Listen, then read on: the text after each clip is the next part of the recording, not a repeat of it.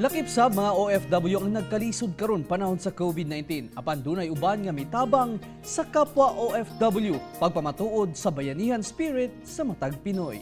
Ani ang detalye. Ang problema sa pandemya sa COVID-19, suliran sa tibuok kalibutan. Busa, daghang OFW usab ang naapektuhan sa ilang mga gitrabaho ang nasod. Ang uban nawad-an og trabaho ug ang uban nagpait. Mayo na lang, doon na kita'y mga OFW nga nagpadayon pa ang trabaho ug sila na ang mitabang sa mananginahanglan. Ay mo gasto-gasto kay lockdown po mi diri. Tingnan mo diya, kay kami po diri, asking po mi diri sa buwan.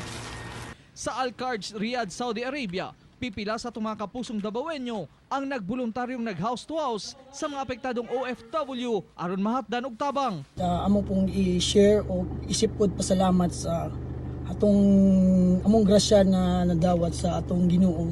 Kay lockdown man, mapasalamaton silang tanan sa tabang kay sila mismo wala usab kawalo kung kano sa mahibalik sa normal ang ilang sitwasyon. Laban lang, gitabangan mi niya.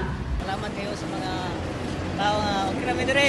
Panawagan lang nila sa ilang mga kabanay nga naa sa Pilipinas nga iampo sila nga malampasan ang tanan sa pagsulay dala sa COVID-19. Nasa akong diya sa Davao City, ambing lang mo sa kanunay ang among pagampo o ang inyong pagampo para sa mo ang among lipay na miana. Ako, si Real Soroche para sa One Mindanao.